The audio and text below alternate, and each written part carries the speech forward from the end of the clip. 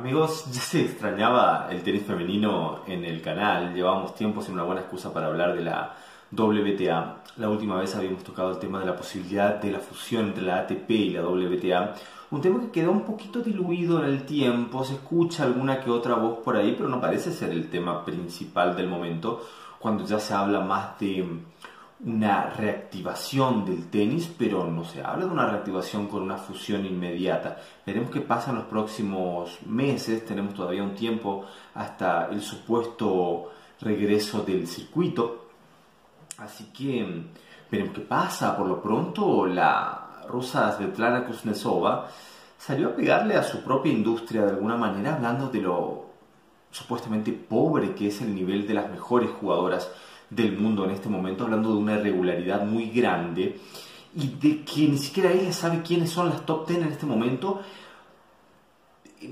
Tema con el cual me siento bastante identificado. Yo pensé que era por culpa del patriarcado o algo así, pero al parecer no. Las mujeres también empiezan a ver que no son muy reconocibles las caras que están en el top. Tenemos jugadores con una buena temporada, el caso madre es el de la canadiense Bouchard, que la tuvimos para arrasar con todo hace unas 5 temporadas, y ahora es atravesando torneos del más bajo nivel WTA o incluso ya nivel ITF, lo que sería la previa a la gira WTA, perdiendo en primera ronda, perdiendo clasificaciones de torneos muy chicos. Y es realmente, de alguna manera, un flagelo que la WTA está sufriendo por no tener una regularidad en sus mejores jugadoras.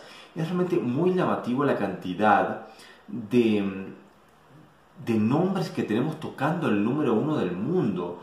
No es algo que podamos encontrar, muchísimo menos ahora con el dominio absoluto del Big 3 en los últimos años y del Big 4 abarcando ya prácticamente década y media con el número 1 del mundo en completa soledad. Y es algo que llama muchísimo la atención en el tenis femenino, donde yo decía, pero bueno, ¿qué pasa? ¿Soy yo nada más el que dice que hay muchas? Me parece a mí nada más, son pocas y a mí me parecen muchas porque soy un criticón y porque no me gusta el tenis femenino. Y yo digo, no, pues yo en la década del 90 sabía que la cosa estaba muy clara. Sabía que la cosa era Seles, Graf, Sabatini, Navratilova, Capriati, Arantxa, quizás ahí en el 5, en esa época al menos del principio. Después Arantxa agarró el envión, fue número 1, ganó varios Grand Slams, pero al principio de los 90 la cosa era así. Venía Conchita, venía Novotná, y robar un torneo de Grand Slam era realmente algo muy, muy difícil de sacarle a las más grandes de la época, y también que terminaron siendo las más grandes de todos los tiempos. Era muy difícil meterse en la lucha de Martina Navratilova, Steffi Graf, Mónica Seles, Chris Evert, un poquito más atrás en el tiempo. ¿Y quiénes se podían meter ahí en la lucha con asiduidad, robándose torneos de Grand Slam?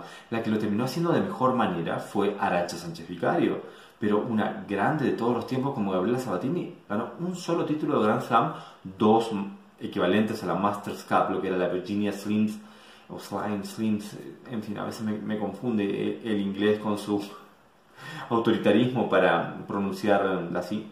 Creo que era Virginia Slims. Y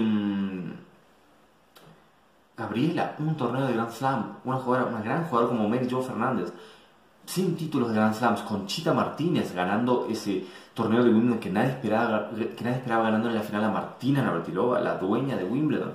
Bueno, la española llevándose su último título de Grand Slam con un estilo de juego que uno no podía imaginar teniendo éxito en el rápido césped londinense. Bueno, Conchita Martínez con esa derecha tan pesada y ese revés que combinaba golpes con slice con golpes con top, un saque muy particular de un movimiento muy cortito y rápido.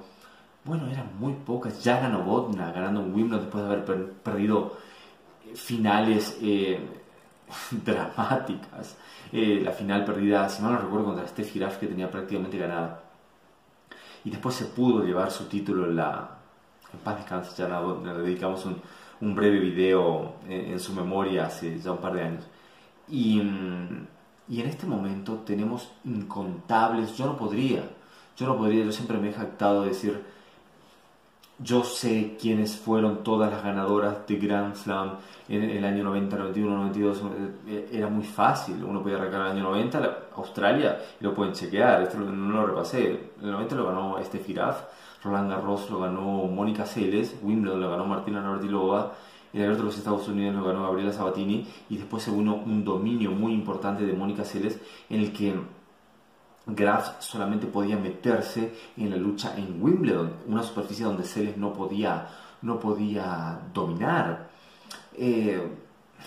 Teníamos cada tanto una interrupción del dominio por parte de Gabriela, como habíamos hablado, una por parte de Conchita, por parte de Arantxa ya con más regularidad después. Después se vino Jennifer Capriati, que en realidad empezó a tener su regularidad mucho más adelante, cuando teníamos a una Capriati completamente adolescente y a principios de la década del 90 con 13, 14 años, llegando a semifinales, alguna que otra final, si mal no recuerdo, semifinales seguro de Wimbledon, también siendo una amenaza desde muy chiquita y después encontrando su regularidad más adelante.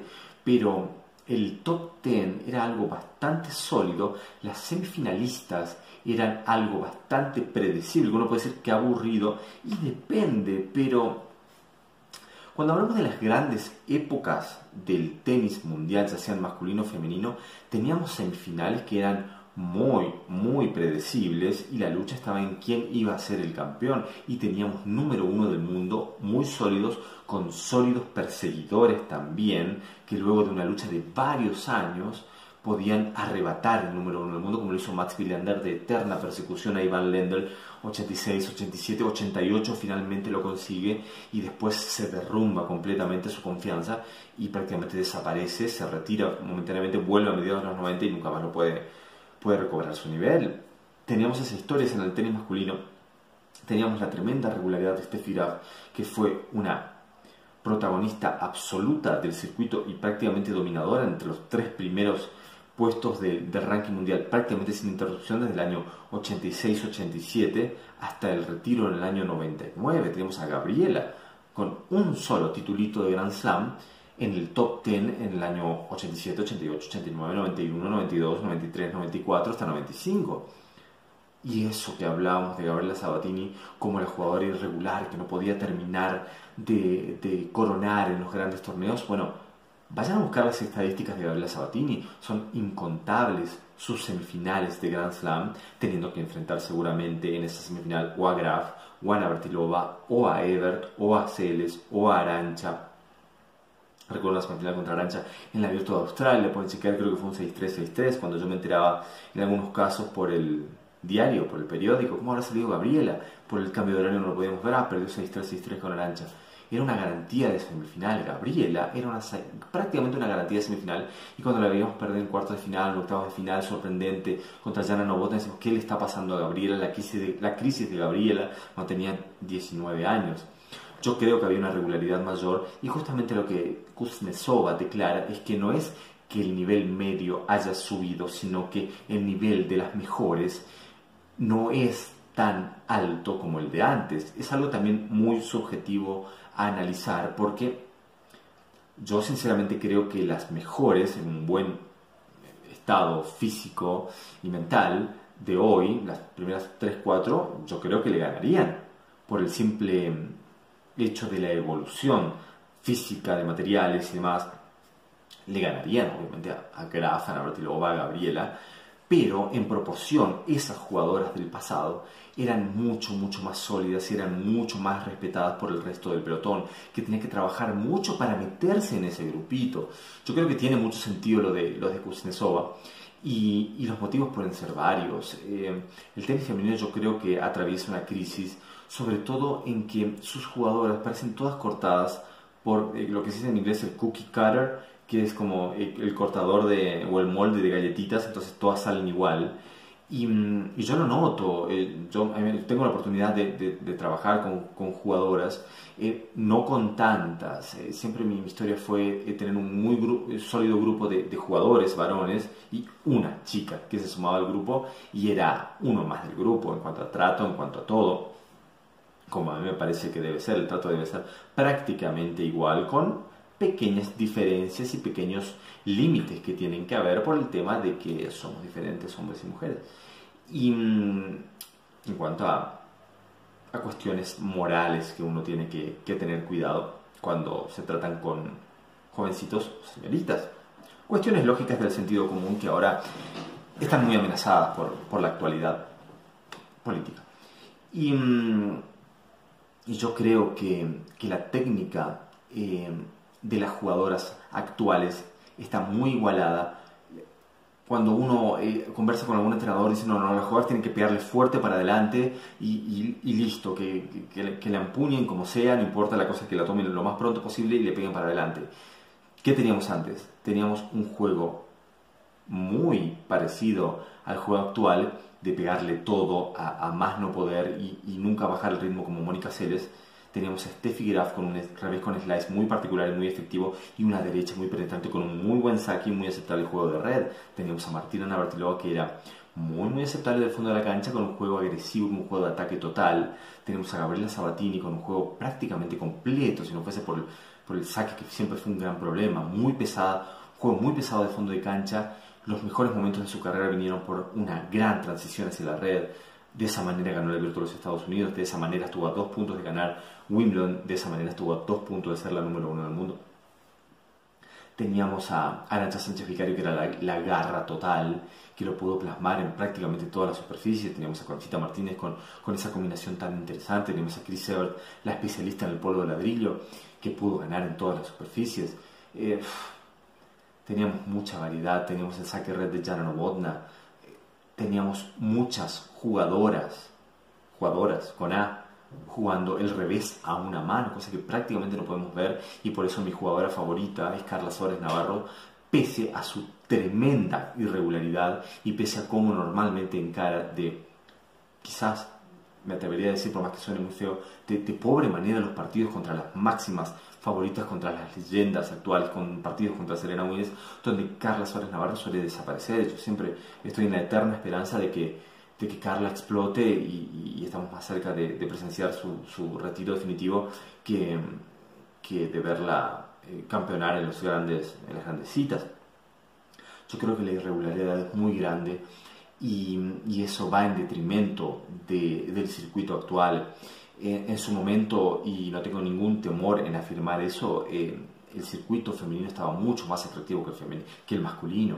Finales de los 80, principios de los 90, esa generación era muy atractiva y yo prefería ver un Sabatini Graf, un Seles Graf, una Navratilova Evert que ver un Jim Courier, David Wheaton final de Miami.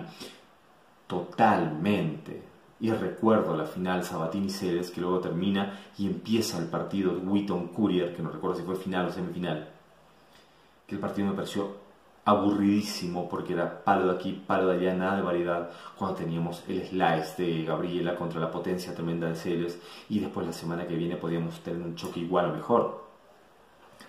¿Tiene solución esto? Yo creo que la cosa va desde las bases, tiene mucho que ver con la generación actual también, tiene mucho que ver y quizás algo de paralelo con la Next Gen en la ATP, pero me parece que tiene mucho de razón Kuznetsova, una jugadora que no pudo experimentar una gran regularidad, una doble campeona de Grand Slam, número 2 del mundo, que ha tenido incontables lesiones y todavía no termina de recuperarse.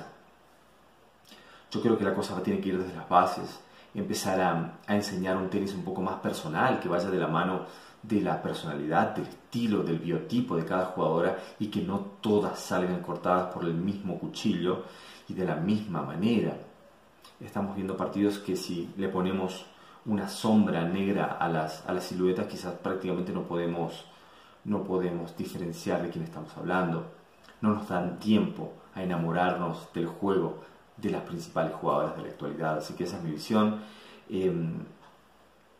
Quizás contrariamente a lo que muchos pueden imaginar, yo estoy muy ansioso de ver un circuito femenino mucho más sólido, mucho más variado, mucho más interesante, con campeonas mucho más regulares y una lucha por el número 1 del mundo que tenga sus etapas y que cumpla sus ciclos, que no sea una semana estoy yo, la otra semana estoy o está la otra. Esa es mi visión, ese es mi análisis. Ustedes saber qué piensan ustedes de las declaraciones de Kuznetsova, del tenis femenino actual y, lo más importante, de la posibilidad de tener competencia nuevamente muy pronto, así que eso es lo que tengo para contarles, saben. Si les gustó no olviden darle like y no olviden suscribirse al canal. Nos vemos la próxima.